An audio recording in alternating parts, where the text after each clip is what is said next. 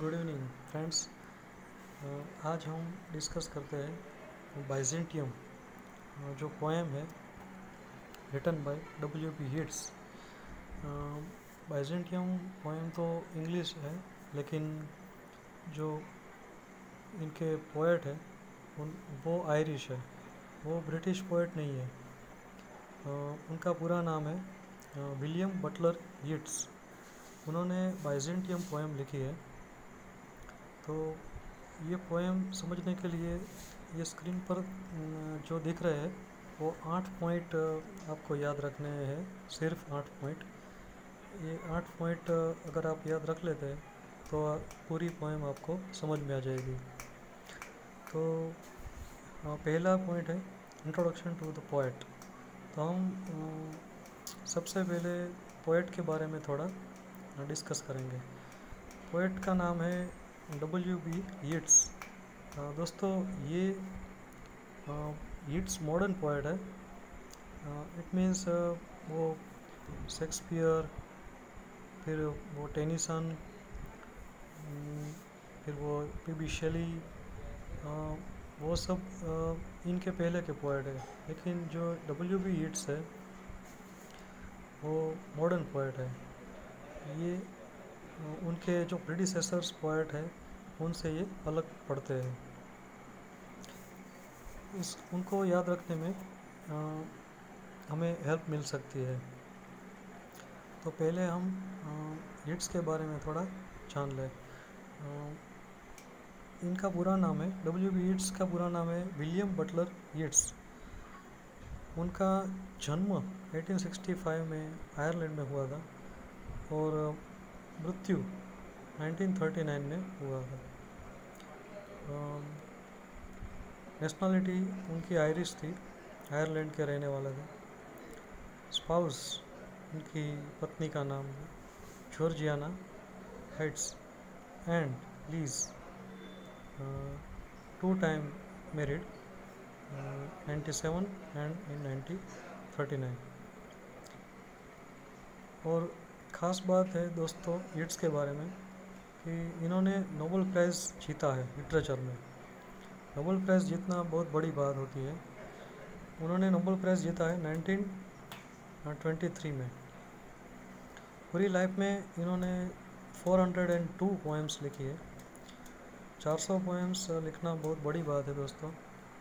और 1923 में इन्होंने लिटरेचर कैटेगरी में नोबेल प्राइज़ जीता है। ये बड़े गर्व की बात होती है। और 1889 में यीट्स मॉड कॉन के प्यार में पड़े और उनके लिए कई सारी पोएम्स लिखी। तो आइए आगे देखते हैं। फिर दूसरा पॉइंट आपको लिखना होता है अबाउट द पोएम। तो पोएम स्पेशली किसके बारे में है वो आपको लिखना होता है। तो ये जो बाइजेंटियम पोएम है उसमें कई अलग अलग थीम यीट्स ने डिस्कस की है, जैसे कि ओकल्टिज़म। ओकल्टिज़म का मीनिंग होता है दोस्तों काला जादू। जो ब्लैक मैजिक होता है, मैजिक रिचुअल्स होती है, जो काला जादू की विधि शास्त्र में भी उल्लेख है इनका, उसके बारे में पोएम में बताया गया है। और दूसरी थीम है impact of life and history. जो लाइफ की इम्पैक्ट होती है, जैसे कि हम दूसरों की लाइफ में से सीखते हैं, वैसे ही हम हिस्ट्री में से भी सीखते हैं। तो ये हुई इनकी इम्पैक्ट यानी असर। फिर यीट्स ने एग्जांपल्स दिए हैं माइथोलॉजी में से, अलग अलग माइथोलॉजी के एग्जांपल्स दिए हैं। माइथोलॉजी मीन्स पौराणिक बातें होती है, जो प्राचीन पुरातन पौराणिक बातें, वो सत्य भी हो सकती है, असत्य भी हो सकती है। लेकिन it is not our cup of tea whether they are true और false, but we have to understand the poem. तो एग्जाम्पल फ्रॉम माइथोलॉजी में इंडियन माइथोलॉजी का एग्जाम्पल है, क्रिश्चियन माइथोलॉजी का एग्जाम्पल है, जैसे ग्रीक माइथोलॉजी का भी एग्जाम्पल है। और आगे आपको लिखना होता है उसकी लास्ट थीम जो कि है डेथ।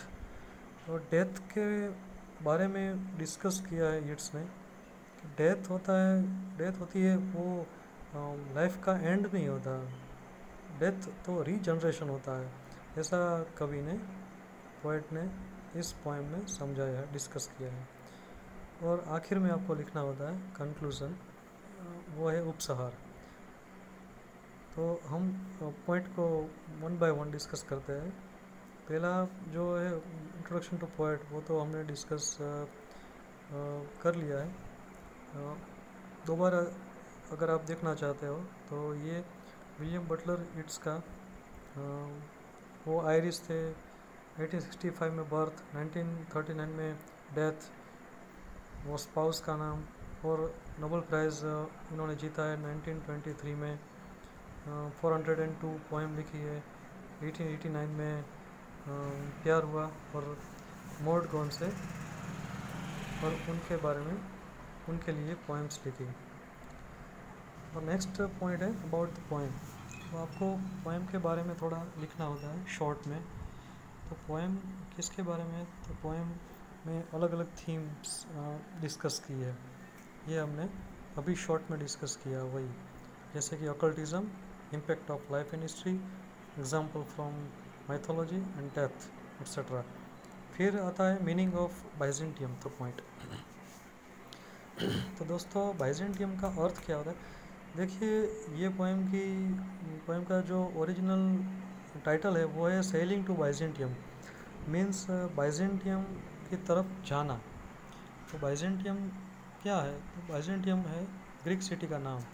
तो ग्रीक सिटी का नाम है बाइजेंटियम, उसके तरफ जाना है, ऐसा सेलिंग टू बाइजेंटियम टाइटल है, ओरिजिनल टाइटल। और फिर रह गया बाइजेंटियम। तो बाइजेंटियम का अर्थ है ग्रीक सिटी का नाम, name of the Greek city. Okay, then fourth point is occultism. देखिए दोस्तों, ऑकल्टिज्म का मीनिंग होता है काला जादू, ब्लैक मैजिक और मैजिक रिचुअल्स। तो वो क्या बात है, क्योंकि वो शास्त्र में तो उल्लेख है ही, और पूरी दुनिया में ये माना जाता है, पूरे समाज में भी मानते हैं, और व्यक्तिगत तौर पे भी इन चीज़ों को लोग थोड़ा बहुत मानते हैं। तो पोएट ने अपनी पोएम में भी ये लिखा है कि ऑकल्टिज्म का अभी भी असर है। देखिए, यहाँ आपको ये भी लिखना होता है कि यीट्स ने ये पोएम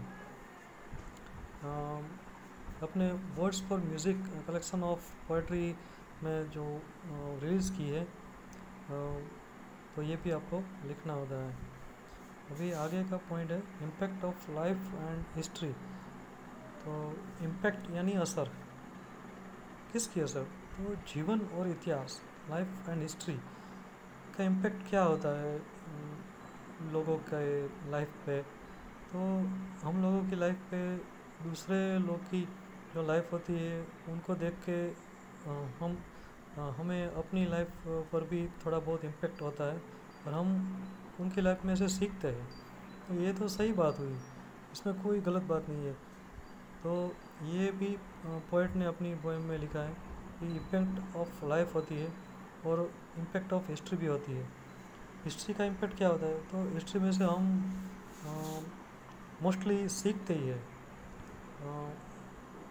हिस्ट्री में से हम कई सारी चीज़ें सीख सकते हैं, जैसे कि ये वाली गलतियां नहीं करना है, और ये मॉडिफिकेशंस, इम्प्रोवाइजेशन, जो अमुक कुछ सुधार है वो हमें करना चाहिए, हमें ऐसे नहीं जीना चाहिए, वैसे जीना चाहिए।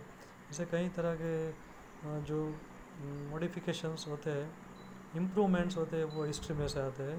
तो ये विस्तार से ये पॉइंट में आपको लिखना होता है।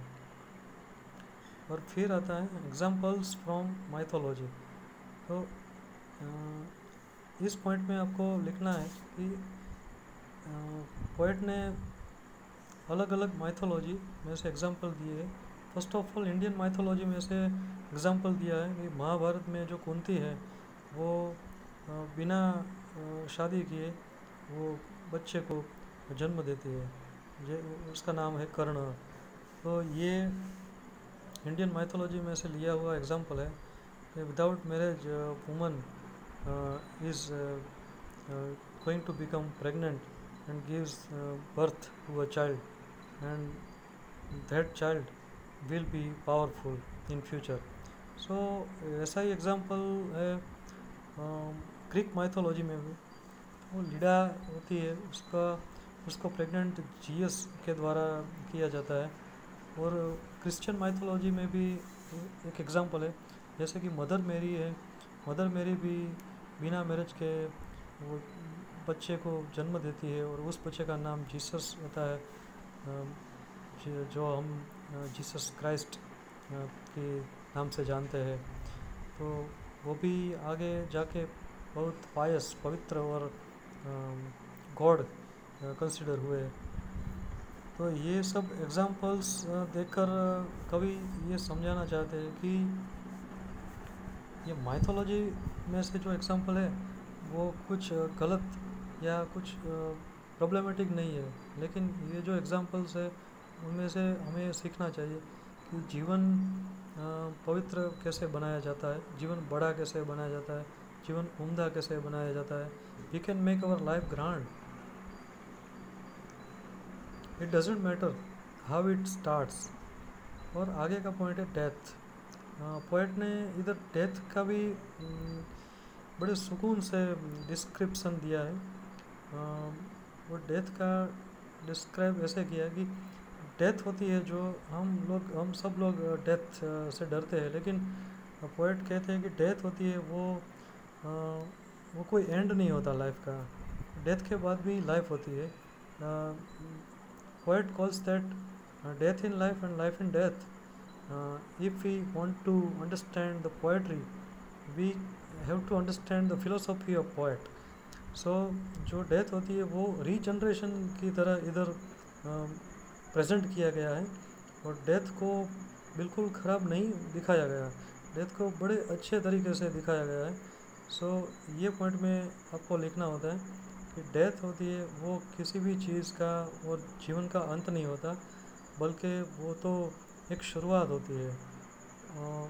उसमें नया जोश होता है, नया पावर होता है।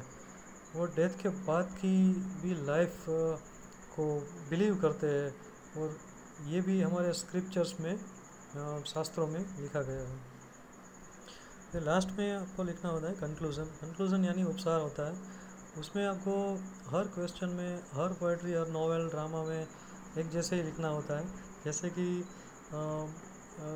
कवि ने इस कविता में बड़े अच्छे से, बड़े सुंदर तरीके से अलग अलग थीम को प्रेजेंट किया है और अपने व्यू को समझाया है। We can write in English also that W.B. Yeats in his poem Byzantium has beautifully described the all different themes and impact of life, history and death, and he gave different examples from different countries mythology, and it is very appropriate।